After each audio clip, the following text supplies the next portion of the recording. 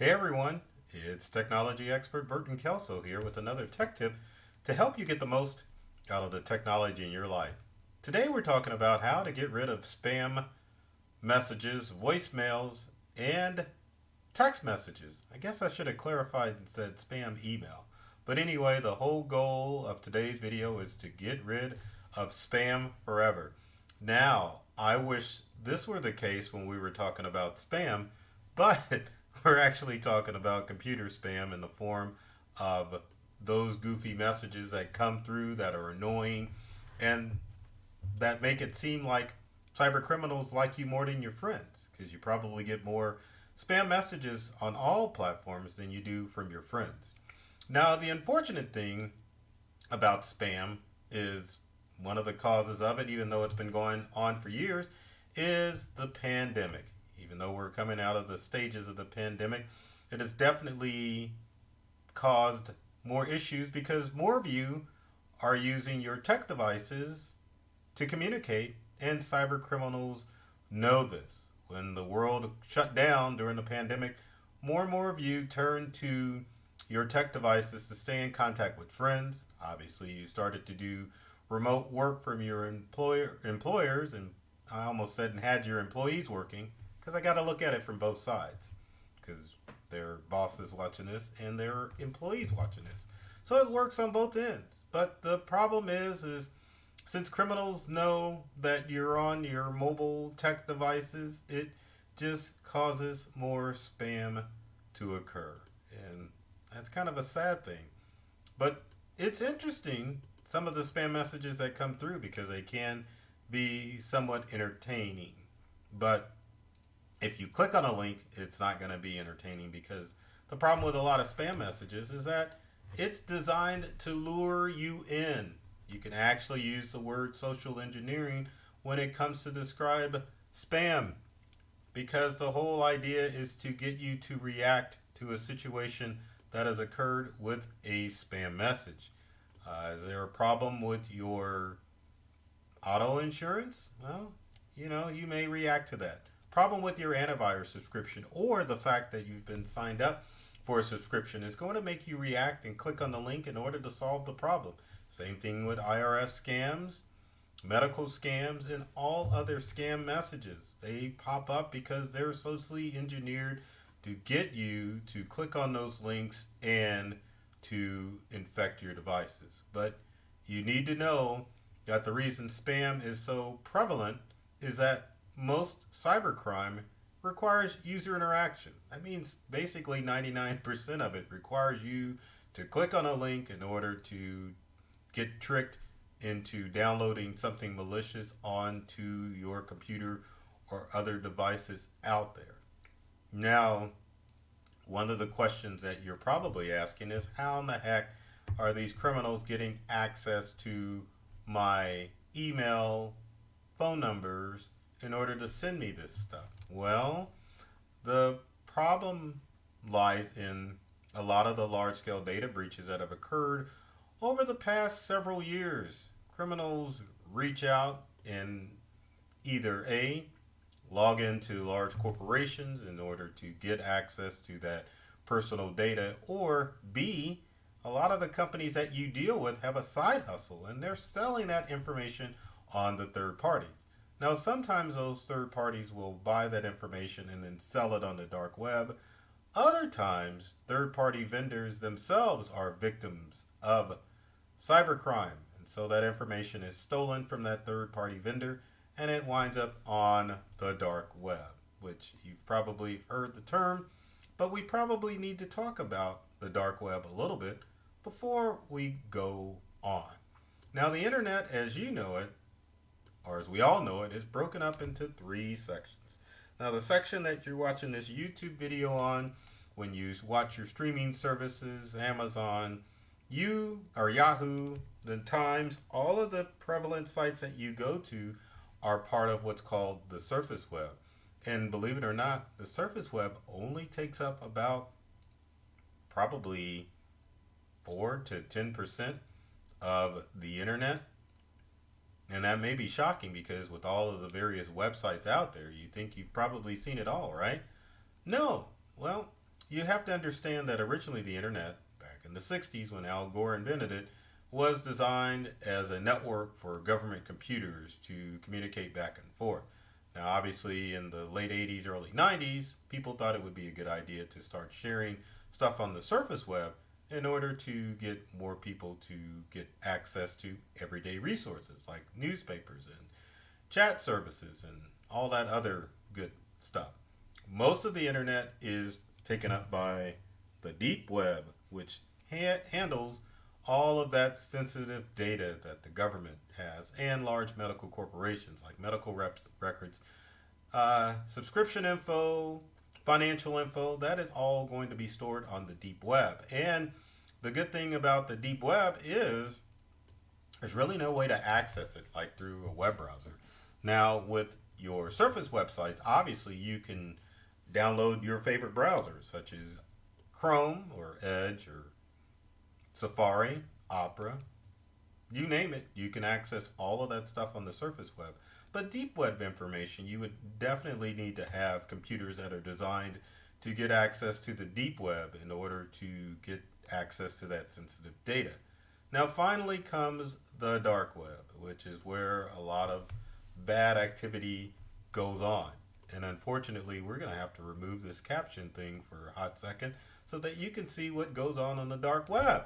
Trafficking, pedophiles, all that stuff, including your information, lies on the dark web. It's where all the criminal underbelly activity goes on the internet, which makes it easy for criminals to share information without being detected because the dark web, you can only access it specific ways. One of the ways is through a Tor or TOR browser. That allow, but and also, before I get ahead of myself, stuff isn't nicely and neatly organized on the dark web. You really have to be directed where to go or know where to search to find out information. So it's not like you can open up a Tor browser and start finding secrets of people. It takes a lot of investigation and work in order to find information on the dark web. So don't think that you're going to download Tor browser from tor.org or whatever the website is and start finding this stuff. You have to know where to go. And the criminals know that. But you also need to know about the dark web because a lot of your information is sitting out there on the dark web. So what can you do about it? Well, I hate to tell you this.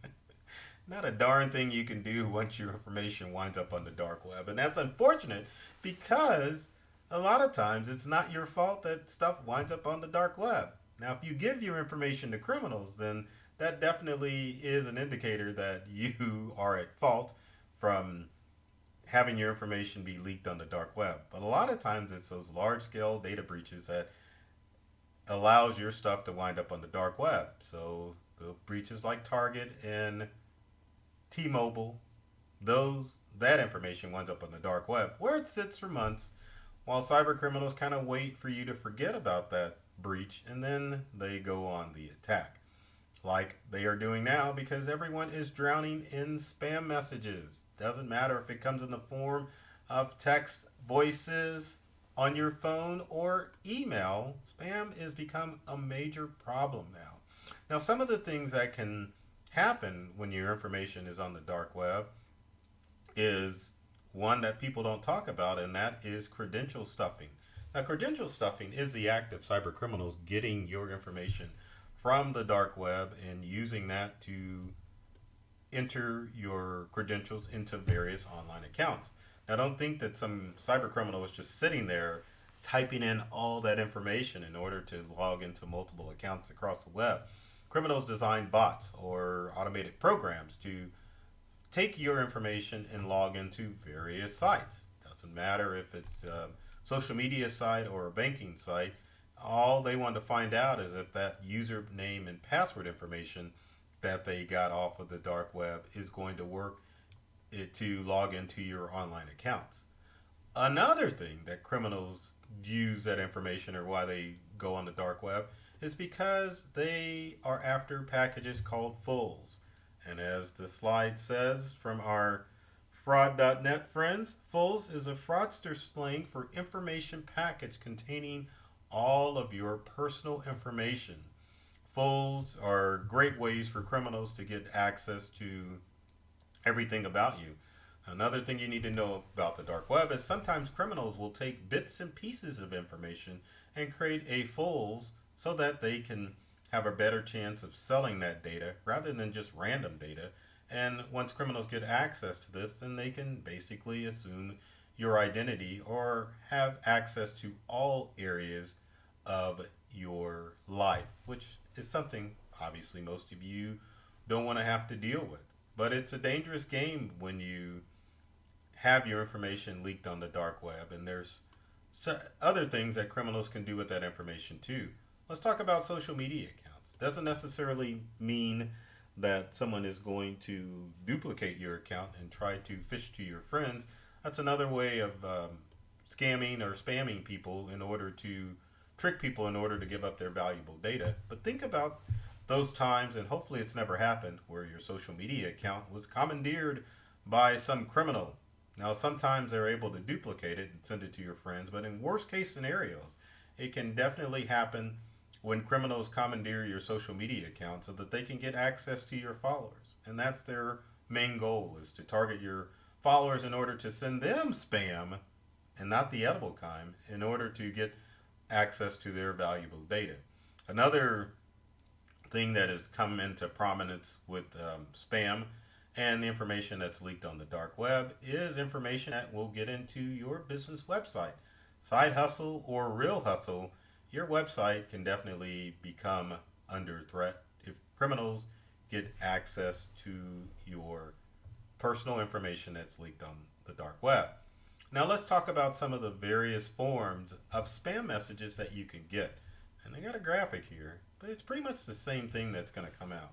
So this would be an example of a spam text message. Someone has gotten a hold of your phone number on the dark web, and now they're sending you a spam message saying, hey, your parcel's been redirected to the post office. And if you're like me, you want that parcel to come home to your house so you don't have to venture out to the post office to go get that package. Definitely tempting to click on that link, isn't it? Because you're like, man, that's definitely inconvenient and I want my package. Well, the truth of the matter is you can read that message all day, but you definitely don't want to click on the link. Same thing if that message appeared in your email. The whole goal, again, is socially engineered, designed to get you to click on that link so that criminals can either get access to data that you fill out in order to get your package or whatever they're asking, or they can use that link to deposit malware onto your device, whether it be a smartphone, tablet, desktop, or laptop computer. If you click on that link, good things aren't going to happen for you and good things aren't going to be in your future. Now, as far as voice messages are concerned, or voice spam that comes through, that's the not purpose, but that's when your phone number has been leaked out and is on the dark web.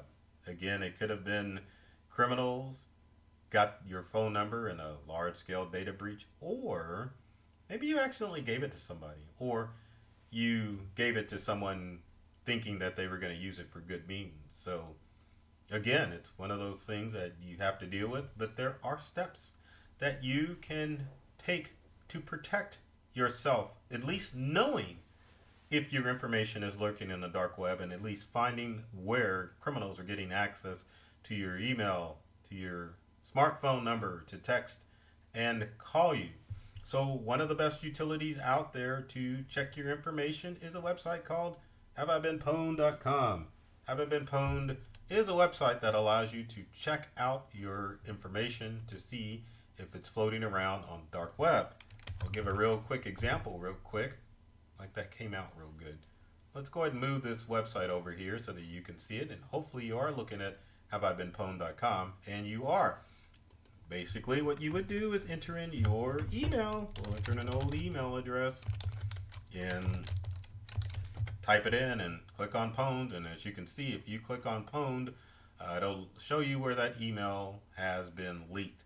Now the same thing can occur with your phone number. If you take out the email and put in a phone number, I'm not putting my phone number in. I guess I can put our business number in. That's nice public information that is floating around on the regular web.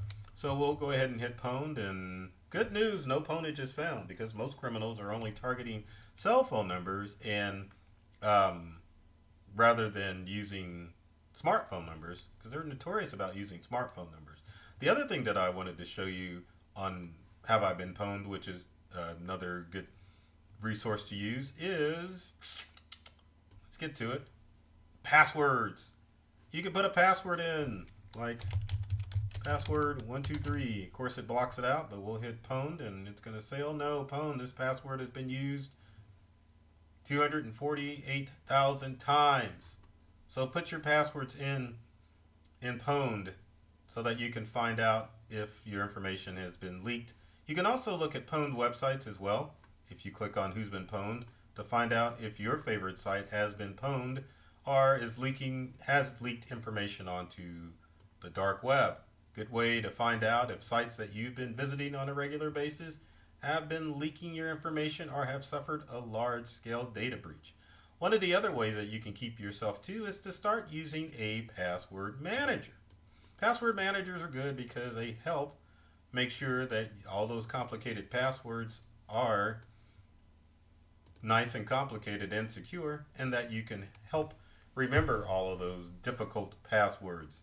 You can see here, you could use a password keeper like this, but I always recommend to use a computer-based one. You can use password programs like LastPass or OnePass, and there's a ton more out there. You can use any one of them. Or if you're feeling lazy but you want to stay secure, use a password manager in your browser.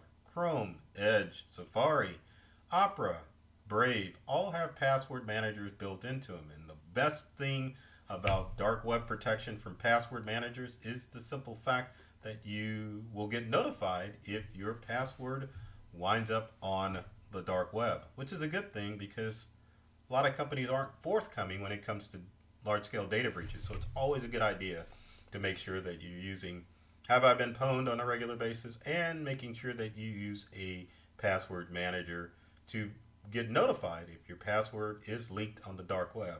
Now remember, if your information is already floating around on the dark web, there's no way that you can go in and retrieve it. But the best offense is the best defense. So make sure that you're checking these sites on a regular basis to make sure that you are notified if your information falls out on the dark web. Other things that you can do to make sure that your information isn't going to fall on the dark web, or at least your personal information, is number one, quit handing out your phone number. Handing out your phone number to, or especially your smartphone number to people, definitely increases the chances that more people will get access to your phone number. So to counteract that, create a fake phone number that you give out to people. Whether it's WhatsApp or Google Voice, set up a number that you give out to your public persona or your public internet persona so that if that number is compromised, it's no big deal. Because think about it. If you're using free services like WhatsApp or Google Voice to utilize a phone number, not that big of a deal to create a new phone number with a free service. When it comes to your smartphone account or your cell phone account with your provider, it's definitely a pain in the butt. Your phone number should only be handed out to your friends or close friends and family. Same thing with that email address. Create a fake email that you use to put in the websites that you give people so that it'll cut down on the amount of spam messages that you're getting via email. Obviously, you can create a Yahoo or a Google email address for free, or even an Outlook.com email address that you can just use for junk. That business or personal email that you have, again, only give it out to close friends so that way you criminals won't get your information and they won't be able to store that information. Now, the same could be said for your home address. Think about it. You could, but a lot of places won't take P.O. boxes. So that one's kind of a hard sell. But again, when it comes to your personal items, be careful what you share online or in any platform, because that information can be definitely taken and used against you. So with that said, if you've got comments or questions about spam, not the food, because it's not the cooking channel and I hate spam, both instances of it, Leave your comments in the comment section below. If every video, I don't care what platform you're watching this on, be sure to like, subscribe, share. Let people know that there's an awesome tech guy like myself out there handing out tips and tricks that are keeping you safe from the bad guys and the creepies on the internet. So with that said, I love technology. I've read all the manuals. And I'm serious about making technology fun, safe, and easy to use for everyone. So take care of yourself and do many things to make you smile, like I always do. And thanks for watching.